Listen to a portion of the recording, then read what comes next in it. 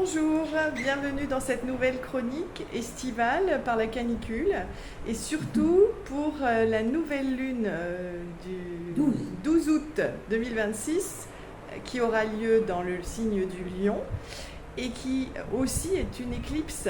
Et donc pour cette nouvelle lune, particularité, d'habitude Mireille qui est à côté de moi, bonjour Mireille, nous fait une petite chronique dans la boutique Les âmes joyeuses à Salerne. Chaque nouvelle lune, l'après-midi, on faisait un atelier qui expliquait les aspects, les impacts dans les signes et les maisons. Voilà. Là, on le fait en mode visio parce qu'il y a la particularité de l'éclipse.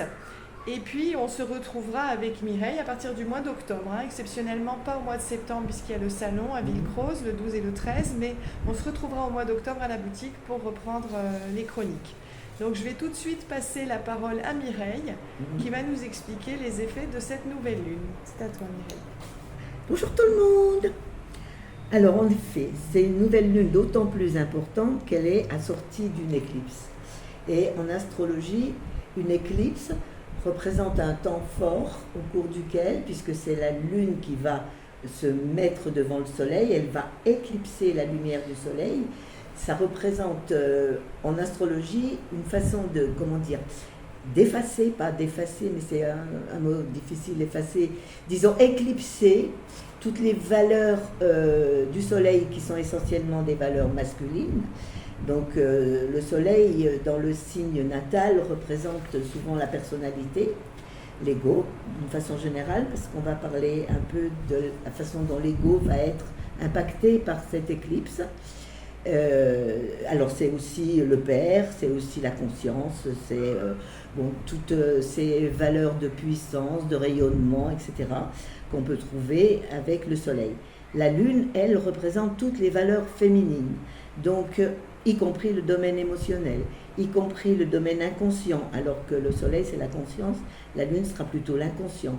La mère, toutes les valeurs féminines de la mère, tout ce qui touche au passé aussi, et les enfants, etc., le foyer, etc., etc., toutes les valeurs féminines. Donc la lune va éclipser les valeurs masculines. Bon, pendant l'éclipse. Mais ce qui va se passer le jour même de l'éclipse ne sera pas forcément, à part que ça va être un très beau spectacle, qui d'ailleurs sera totalement visible plutôt dans le sud-ouest de la France et le nord-ouest de l'Espagne. Mais bon, moi j'ai regardé une carte, on peut la voir de partout, mais pas aussi... J'ai vu que 95%... Voilà, pas aussi complète que dans ces endroits géographiques-là. Ouais, d'accord. La dernière fois qu'il y a eu une éclipse... un mois d'août, donc dans le même signe, dans le signe du Lion, c'était en 1999. Et bon, personnellement, je suis navrée, mais je ne me souviens plus exactement, à part une grosse tempête moi, je me souviens. à la fin de l'année, au mois de décembre, qui a traversé surtout le nord-est, le nord, enfin il y a eu une grosse tempête. Mais je vous recommande vraiment, c'était il y a 27 ans, d'essayer de regarder, de vous souvenir s'il y a des choses importantes qui se sont passées pour vous à partir de l'éclipse et pendant 6 mois. Oui, parce que les effets de cette nouvelle lune, alors qu'une nouvelle lune ordinaire, on va dire que les effets s'étalent sur le mois, jusqu'à la nouvelle lune suivante. Là, c'est pour 6 mois, jusqu'en février dans le signe du Verseau.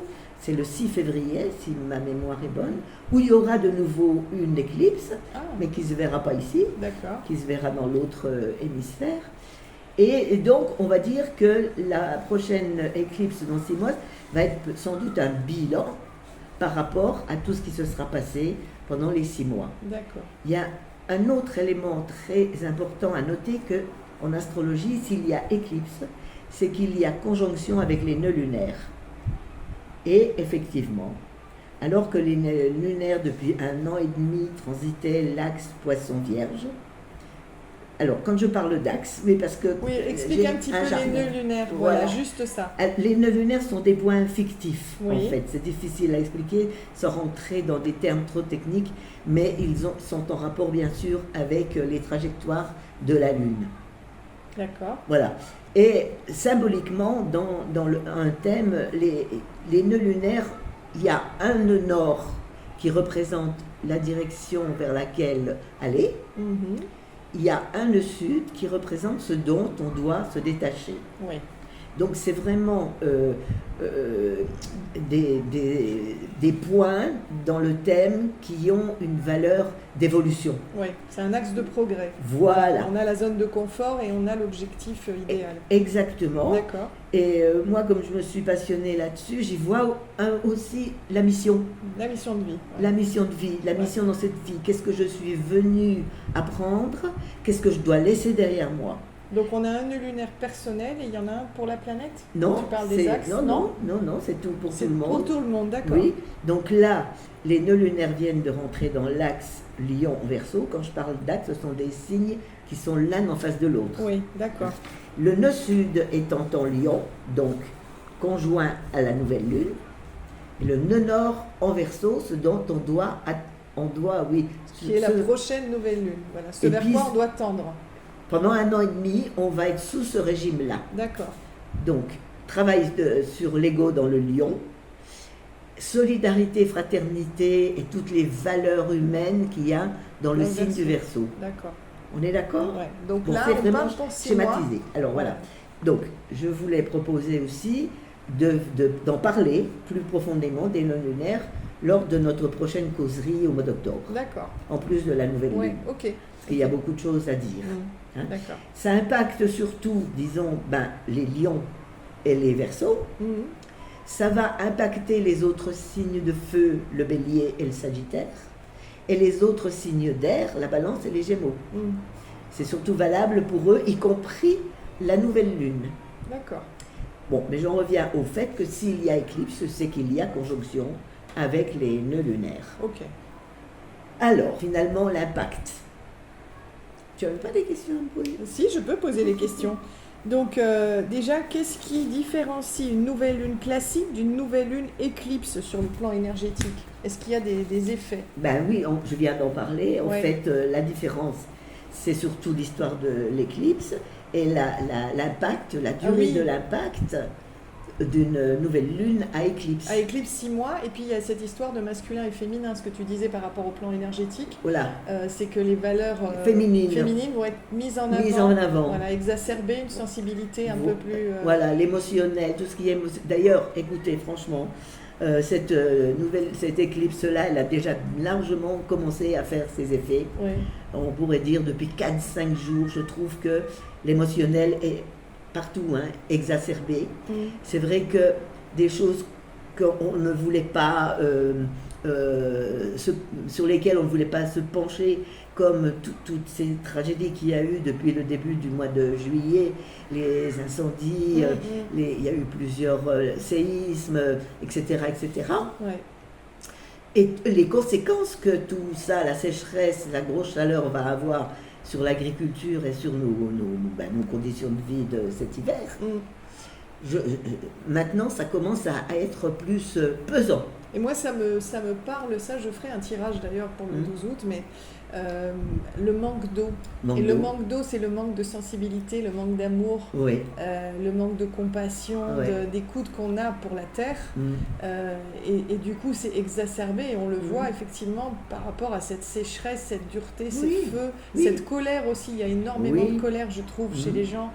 Et c'est pas forcément à propos, mais oui, voilà. Les gens sont vraiment à cran. Il y a moins de... Mais bon, ces conditions climatiques sont surtout, pour moi, astrologue, dues au fait justement de la présence de Jupiter dans le signe du Lion depuis le début du mois de juillet. D'accord. Et jusque-là, ce qui a embrouillé les choses, alors que Jupiter, normalement, c'est une planète bénéfique qui ne devrait apporter que des bonnes choses, c'est que jusque-là, il a été opposé à Pluton dans le signe du Verseau. Donc Pluton est venu faire son acte de destruction, non pas qu'il a que ça à faire, mais je peux dire que c'est sans doute grâce ou à cause de Pluton que Jupiter, pour l'instant, a montré tous ces côtés un peu négatifs qui sont surtout d'augmenter les choses. D'amplifier. Dans le signe où il est, Jupiter, il met une loupe énorme, et là, la loupe, comme elle a le soleil dans le nez, ça brûle. C'est ça. Et donc, pourquoi le Lion est un signe particulièrement marquant pour recevoir cette éclipse? Justement. À cause de cet effet solaire en plus, important. Voilà, le signe du lion est dominé, et c'est le soleil qui est le maître du signe du lion. Ouais. Donc ça augmente, en plus avec encore une fois la présence de Jupiter qui agit comme une loupe, ça donne vraiment une grosse importance énergétique à cette nouvelle lune. Oui, d'accord. Donc on a vu après l'effet Lion-Verseau, donc ça c'est ce que tu disais par rapport à l'axe, oui. Et le fait que donc les signes qui sont les plus concernés par cette éclipse, ce que tu disais sont les signes de feu et d'air. D'air, oui. Alors est-ce que les ascendants aussi, des fois tu en parles de ça? Voilà, alors on va parler parce que je vais donner tout à l'heure les détails de ce que peut faire la nouvelle lune à éclipse pour chaque signe, dans quel secteur de l'existence ça va tomber. Mais d'une façon assez générale, parce qu'après il y aura 6 mois pour que des événements concrets viennent consolider les idées générales. D'accord. On va surtout parler de climat. Ok. Alors, au niveau personnel, c'est ce que tu verras peut-être tout à l'heure dans le détail, mais au niveau global, quel type de nouveau départ ou de bouleversement on peut s'attendre à vivre dans ces 6 mois? Simplement le fait qu'une nouvelle lune à éclipse est un véritable déclencheur.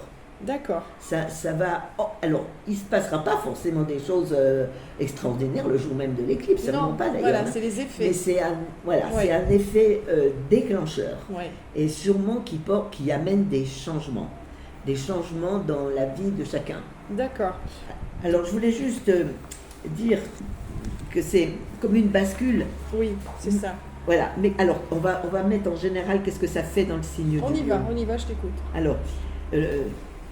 Dans le signe du lion, ce qui est bon, pas tous les lions bien sûr, mais beaucoup de lions ont surtout un ego, voilà, ils aiment bien se mettre en avant, ils aiment bien briller. Le signe, ils possèdent un rayonnement qui se voit surtout, qui se remarque surtout, qui symbolise par exemple, moi je crois que tous les dirigeants qui sont pour l'instant des dirigeants un peu despotes vont subir les contre-coups de cette nouvelle lune à éclipse, surtout dans cet axe Lion-Verseau. Et oui, parce que du coup, il faut aller vers l'humanitaire. Oui, voilà. L'humaniste, tous ceux qui sont vraiment égocentrés et attirés par la richesse, parce que dans le signe du lion, c'est la richesse aussi, attirés surtout par la richesse et les profits, etc. Je pense que ça va peut-être commencer à évoluer. D'accord. On a 1 an et demi pour voir de ce côté-là, comment ça va se passer. Alors, il va être demandé au signe du lion en particulier de s'affirmer dans le domaine ou dans les domaines qui l'intéressent. Il peut y avoir, pour certains lions, le choix d'un métier qui sera plus un métier de façade, un métier de réputation, qui pourront pendant ce transit choisir quelque chose qui leur correspond davantage. Parce que qu'est-ce qui sera demandé là, et je vais beaucoup en parler, plus d'authenticité.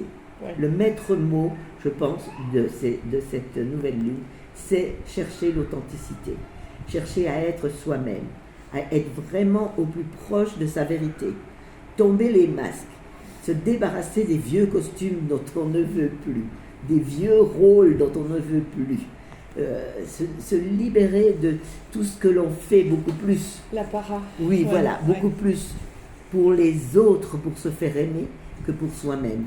S'aimer soi-même, se choisir, comme dirait notre amie Sylvie, qui est complètement alignée. Vraiment, se choisir. D'accord. Ça, c'est la généralité pour tout le monde de l'effet de cette éclipse. Maintenant, alors, juste aussi que Saturne, dans le signe du Bélier, qui est entré, ça fait plus d'1 an maintenant aussi. Mais c'est pour dire que quand il est rentré là, il a commencé à se faire entendre, Saturne. Il était conjoint à Neptune à ce moment-là, donc ça a fait un beau déclenchement d'événements sur le plan de la politique. D'accord. Et je pense que ça va durer jusqu'à justement le début de l'année 2027, et peut-être même le mois de février. Okay. Tout ça pour dire que notre Jupiter, il est dans le Bélier et qui soutient Jupiter ou Saturne? Saturne. il soutient la nouvelle lune à éclipse. Ah. Donc, ce qui veut dire que les changements qui vont se faire peut-être pendant les 6 mois à venir vont être des changements durables. On peut compter là-dessus, puisque Saturne, il fait durer. Oui, il met du temps. Il met du temps, et il construit dans les choses solides, il ne fait pas des emballements, quoi. C'est pas du tout le genre à faire des emballements. Ok. Donc, voilà, s'il y a des changements dans votre vie, ils seront certainement Donc par rapport durables. au bélier, ce que tu disais, c'est que la par rapport à Saturne dans le signe du bélier, qui soutient la nouvelle lune, il y a un bon aspect. Ouais. Alors, ce que je n'ai pas dit peut-être non plus, c'est que cette nouvelle lune est d'autant plus, encore une fois, importante, c'est que Jupiter est toujours là, et il fait une conjonction avec la nouvelle lune, rejoint par Mercure. Là, peut-être que c'est bon pour la communication. D'accord. Ça encourage à la communication sous toutes ses formes. Okay. Par contre, attention aux paroles, parce qu'avec Mercure conjoint à Jupiter, il peut y avoir des paroles qui dépassent les pensées. Okay. Attention au feu, dans le feu de l'action. Feu des mots. Voilà. Donc, essayez d'être aussi pondéré que possible. Bon, alors je pense que là j'ai fait un petit tour. Maintenant on rentre dans le vif du sujet. Bon, alors on y va pour l'interprétation pour les signes et ascendants. Enfin, en ajoutant que c'est plus valable pour les ascendants, mais pour les signes ça fonctionne aussi. Donc on commence par le bélier. C'est pas l'inverse, c'est plus valable pour les signes. Non, c'est plus l'ascendant. C'est l'ascendant qui détermine les maisons. D'accord. Et donc chaque maison donne un secteur de vie. Ok. Par exemple pour le bélier, et bélier, ascendant bélier, ça va tomber dans la maison 5, qui est complètement... bon, alors je ne veux pas faire trop jargon. Oui. La maison 5, c'est analogique avec le signe du lion. Donc pour le bélier, c'est renforcer la signification de la nouvelle lune. Alors, où et comment être plus authentique? Voilà, c'est la question que vont se poser les béliers. L'éclipse réveille le cœur des béliers, leur joie de vivre. Il peut y avoir beaucoup d'inspiration pour ceux qui sont déjà artistes ou qui cherchent à créer dans leur vie. C'est possiblement valable aussi pour avoir un enfant, pour s'occuper autrement de ses enfants, peut-être revoir son rôle de parent. Se débarrasser des rôles, comme je l'ai dit tout à l'heure, des rôles joués pour se sentir aimé. Penser d'abord à soi, se faire plaisir. Une rencontre amoureuse n'est pas du tout impossible pour les signes. Ouais. Par contre, avec la présence d'une Sud, que je rappelle représente le passé, ça peut être quelqu'un qu'on aurait déjà connu, ou dans le passé, ou dans une autre vie. Okay. Donc peut-être pour revoir sa copie, par rapport à son attitude, sa façon d'aimer, sa façon d'être en couple tout simplement. D'accord. Pour les béliers également, il faudra faire attention aux schémas répétitifs. C'est ça. Si le passé revient, voilà. On ne peut pas replonger dans les mêmes... Dans les mêmes schémas. D'accord. Pour les taureaux, ascendant taureau, les choses se passent en maison 4, qui est le secteur de la famille, du foyer, des loyautés familiales, des racines, de la maison où on habite, que l'on peut tout à fait réorganiser, reconstruire, réaménager, voire déménager. Oui, sûrement, il y aurait des déménagements en perspective. Et c'est aussi le domaine de l'espace intérieur. Donc, pour les taureaux, comment gagner en espace intérieur? J'ai l'image là de faire du ménage, de se débarrasser de meubles encombrants ou du passé, ou voilà. Des vieilles blessures, des vieilles choses. Exactement, c'est valable pour les blessures aussi. Tout ce qui peut, pour les taureaux, faire gagner en sécurité intérieure. Puisque l'on sait que la sécurité dans le monde matériel, elle peut être très vite remise en question. C'est très éphémère. Voilà, ça fait partie de l'impermanence. Parce que la leçon des taureaux, tout au long de leur vie, ça sera de ça. Apprendre la leçon de l'impermanence dont parlent les bouddhistes. Les blessures d'enfance, alors pour les blessures d'enfance, le meilleur moyen pour les taureaux, ce sera le pardon. Et Dieu sait que c'est difficile pour un taureau de pardonner parce qu'il est quand même assez tenace et rancunier. Ancré sur ce qu'il a ressenti. Voilà. Mais ça peut faire beaucoup de brassage émotionnel pour le taureau. Et pour ça les peut taureaux. être très libérateur si on va vers cet axe du Verseau. On va léger. Tout ce que je dis là, c'est dans le sens d'une libération. Oui. Voilà. Parce que c'est vrai que je parlais d'ego tout à l'heure. L'ego se construit dès l'enfance et autour de croyances, autour de conditionnements, autour de voilà. C'est ça qu'on devrait essayer déjà de voir pour soi-même, et comment on peut alléger tout ça pour être plus authentique, pour être plus soi-même. Alors pour les Gémeaux, ascendant Gémeaux, ça impacte la maison 3. La maison 3, c'est donc la communication, le langage, les déplacements, l'entourage proche, les frères et les sœurs. Donc voilà, c'est tout ce domaine-là qui va être impacté par cette nouvelle lune. Donc on peut y voir une opportunité de transformation de sa manière de penser, de parler, de communiquer. Et là aussi, en étant beaucoup plus authentique. C'est vrai que les Gémeaux, ils aiment bien parler. Pour pas dire grand-chose. Non, ils plaisantent. Voilà. On va avoir, c'est un peu des clowns, mais on va avoir cette recherche pour eux. Et peut-être au travers de l'écriture. Ah, d'accord. Mais oui, bien sûr, puisque c'est le domaine privilégié pour eux. Alors, il va y avoir aussi nécessité de revoir ses relations avec l'entourage proche. Éventuellement, la résolution de conflits. Ça peut aussi toucher le voisinage, les conflits de voisinage. Tout ça pour eux, plus d'authenticité. D'accord. Eh bien, je n'ai pas fini de vous barber avec ça. Pareil avec les frères et sœurs. Dire peut-être ce que l'on n'a jamais osé dire, ce que l'on a sur le cœur. Tout ça, dire ce que l'on a sur le cœur, c'est un acte de guérison. Et évidemment, surtout pour les Gémeaux dans lequel est entrée notre planète Uranus qui va vers les nouvelles technologies, s'ouvrir aux nouvelles technologies de l'IA en particulier qui représentent effectivement une mine d'informations. Et les Gémeaux sont très friands d'informations, sont très curieux. Pour les cancers et ascendant cancer, c'est la maison 2. Donc la maison 2, c'est l'argent. L'argent que l'on gagne, la valeur que l'on donne aux choses, son domaine de compétences qui peut être valorisé aussi. Alors, pour les cancers et ascendant cancer, ça tombe dans leur maison 2, qui est la maison de l'argent, mais surtout l'argent que l'on gagne par son travail, par ses compétences. C'est aussi la valeur que l'on donne aux choses et la valeur que l'on s'accorde à soi-même. Et aussi la valeur que l'on donne aux autres, bien évidemment. Donc ça va être tout ce domaine-là qui va être touché, la manière dont on se traite soi-même, quelle valeur on se donne. Par exemple, si on fait un travail déjà qu'on n'aime pas trop et dans lequel on se considère mal payé, il y aura certainement pas mal de cancers qui là aussi vont changer de travail, pour être plus dans une reconnaissance sociale et économique.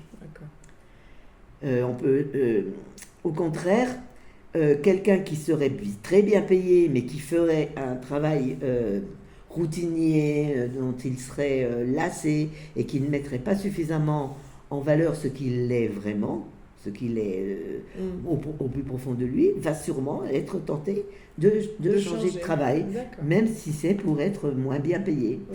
Tout ce qu'il faut chercher, c'est quelque chose qui correspond vraiment à ses aspirations profondes. Et surtout, voir que votre valeur, votre propre valeur, n'est pas négociable. Voilà. C'est l'authenticité. Toujours. On y est, Oui. Alors, pour les lions et ascendant lion, ça va tomber évidemment dans le signe ascendant, c'est-à-dire ça touche son identité, ce que je suis. L'image de soi que l'on a et que l'on montre aux autres. C'est surtout cette identité-là qui va être en pleine mutation. Bon, je ne vais pas trop m'étendre là-dessus, puisque j'en ai déjà parlé abondamment. Hein. Quelque chose en vous qui ne peut plus continuer à jouer des rôles qui ne vous correspondent plus. C'est plus l'image de soi qui compte, c'est vraiment ce que l'on est. S'autoriser à être sans masque, présent au monde et à rayonner ce que l'on est. C'est un gros challenge pour les lions quand même. Hein. C'est vraiment... Du courage. Du courage, le courage du cœur. Voilà, exactement. Oui, parce que c'est vrai que tu as raison de parler du cœur, parce que le lion, c'est aussi le signe de l'amour. Donc, c'est vraiment... Voilà, donner, rayonner de l'amour, être dans une forme d'amour qui soit beaucoup plus inconditionnelle, même si j'aime pas trop ce terme. Oui, mais c'est ça, beaucoup plus ouverte et généreuse, pas égocentrée. Voilà. Alors, les vierges, ascendant vierge, bon, alors pour eux, ça va peut-être être un petit peu plus difficile, puisque ça tombe dans leur maison 12.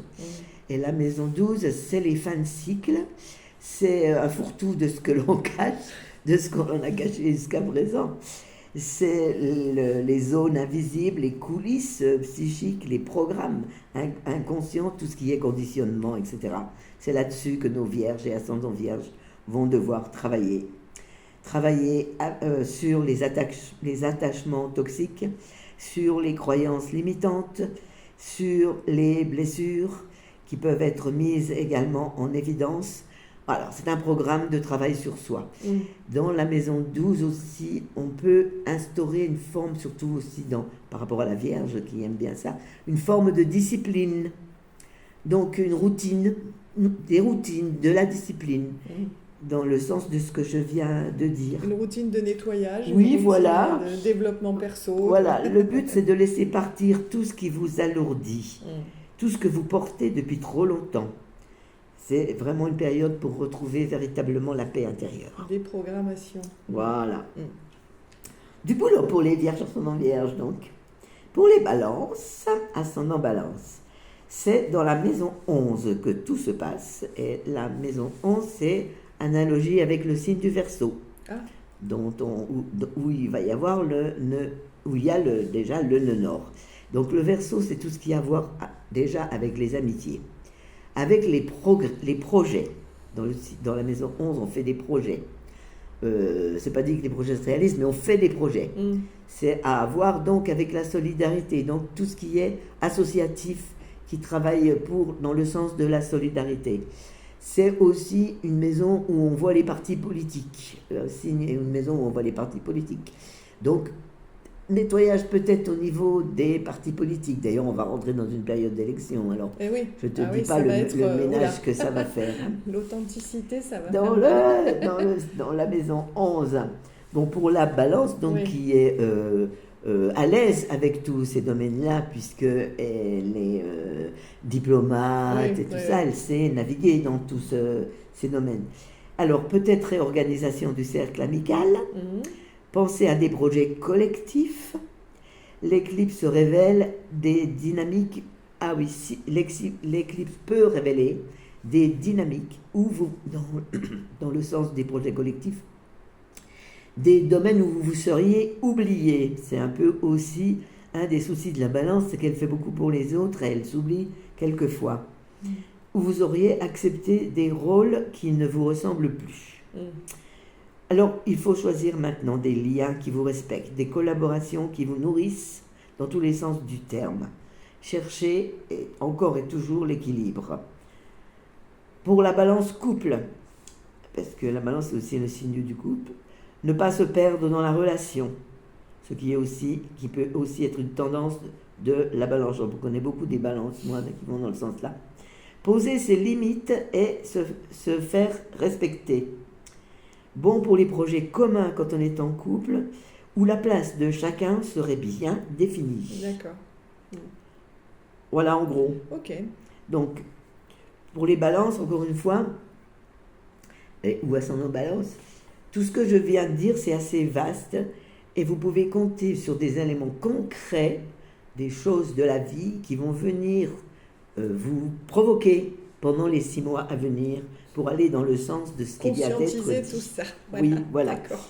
Pour les scorpions, et ascendant Scorpion, c'est la maison 10 qui est impactée. Donc la maison 10, qu'est-ce que c'est? C'est la carrière, les ambitions, le rôle social que vous jouez, votre statut. C'est ce qui vous permet de vous élever au sens général. Alors là, quand on parle de rôle social, on parle de masque, hein, bien entendu, très souvent. Quand on parle de statut, on parle d'attachement à un statut. Un statut qui serait devenu le mode de fonctionnement. Le mode de fonctionnement, quoi. Ouais. Dans la maison 10, c'est souvent ce qui se passe. Et privilégier sa carrière au détriment de la famille, puisque en face de la maison 10, il y a la maison 4 qui représente la famille. D'accord. C'est souvent ce dilemme où se trouve la maison 10. Alors, l'éclipse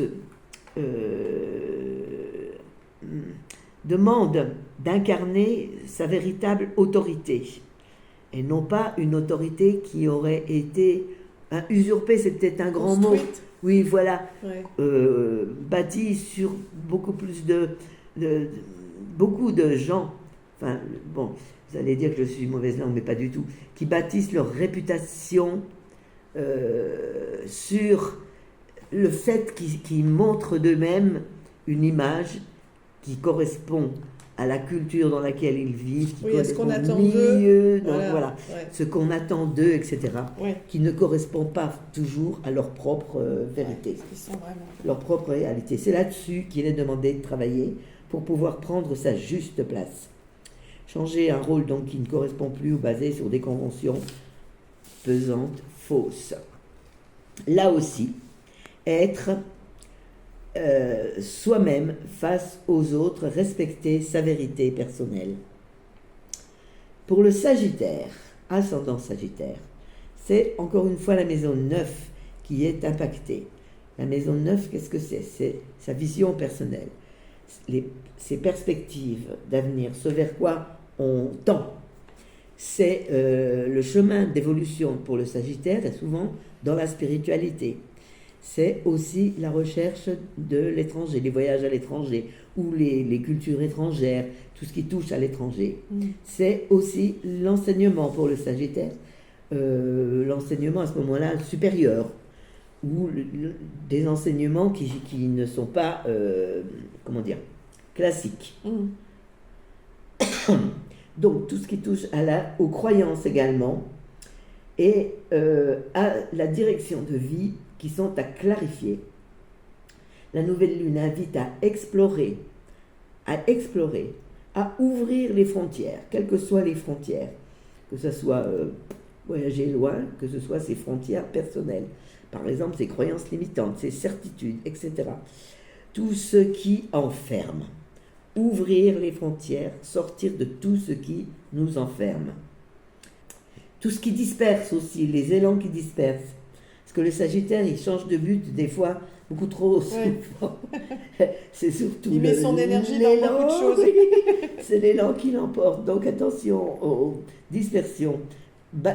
Pensez à ce que j'ai dit tout à l'heure sur Saturne pour se baser sur du long terme. Alors c'est une recherche de sens, de philosophie de vie plus alignée avec ce que vous êtes aujourd'hui. Le Sagittaire va pouvoir marcher avec confiance, avec conscience et non avec impulsion, impulsivité. Voilà mes chers Sagittaires. Pour le Capricorne, et ascendant Capricorne, c'est la maison 8 qui est touchée. Donc les peurs inconscientes, les profondeurs, tout ce qui touche à la sexualité, tout ce qui touche à la peur, mort, parce que la maison 8 c'est en rapport avec le Scorpion. Ah oui. Tout ce qui est mort et renaissance, tout ce qui est héritage, là c'est pas l'argent que l'on gagne, c'est l'argent que l'on touche par héritage ou par don, ou les placements également. Donc c'est tout ça qui va être concerné pour les Capricornes, qui va être à transformer pour les Capricornes. Par exemple, le Capricorne, il a beaucoup de mal à montrer sa vulnérabilité. Il y aura certainement des choses qui vont l'obliger à se montrer vulnérable, à toucher et à traverser des émotions qui sont là depuis un certain temps dans les profondeurs. les protections, toutes les protections que le Capricorne a mis en place pour se protéger doivent tomber. C'est pas dur pour les Capricornes aussi, parce que tout ça c'est aussi pour révéler sa vérité intérieure. Par contre, ce qui va l'aider là-dedans, c'est sa lucidité. La lucidité qui, de toute façon, libère. Regardez ce que l'on cache, ce que l'on retient, ce que l'on nie pour retrouver sa liberté d'être. Voilà, apprendre à être vulnérable sans être fragile. Faire tomber l'armure, voilà. Ouais. Pour les Verseaux, donc c'est la maison 7, bien sûr, qui va être impactée, puisque le Verseau est à l'opposé du Lion.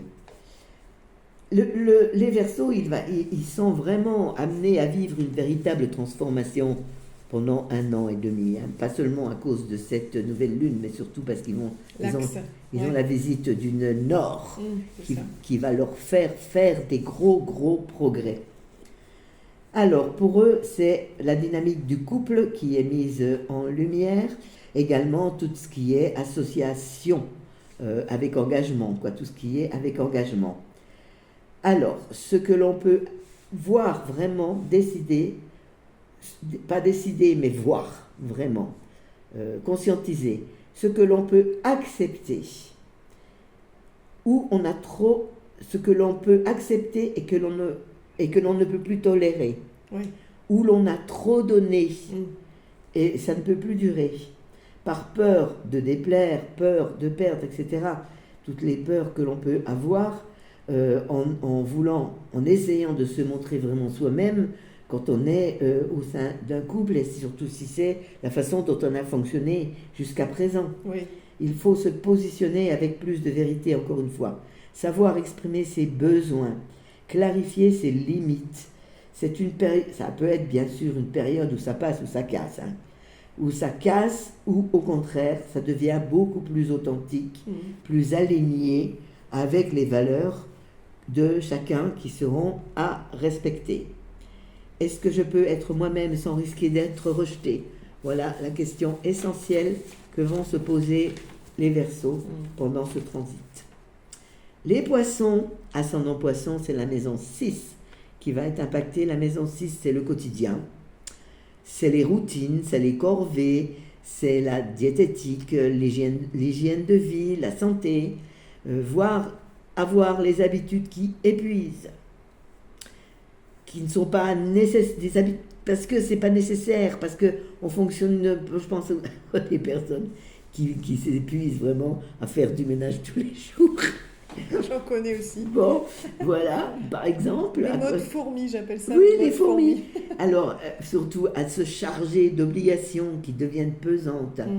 Bon, surveiller évidemment son hygiène de vie, simplifier, alléger, réorganiser sa vie pour qu'elle devienne un espace épanouissant de respiration plutôt que de contrainte. Respecter ses besoins, ça c'est fondamental. Alors oui, j'ai dit une discipline journalière pour le corps, par exemple, de la gym, du yoga, voilà. Faire des choses encore une fois, pour soi. Voilà. D'accord. J'ai fini. Merci, c'est bien riche. Bon, je rappelle juste que c'est des généralités et qu'on va attendre des concrétisations pendant les 6 mois à venir. D'accord. Merci beaucoup Mireille. Je vous en prie. J'espère que cela vous aura donné de quoi méditer sur les 6 prochains mois. Profitez bien de l'éclipse. Tous les mois, on fera l'atelier et je ferai un petit topo sur la page Les âmes joyeuses. Merci à tous. Salut.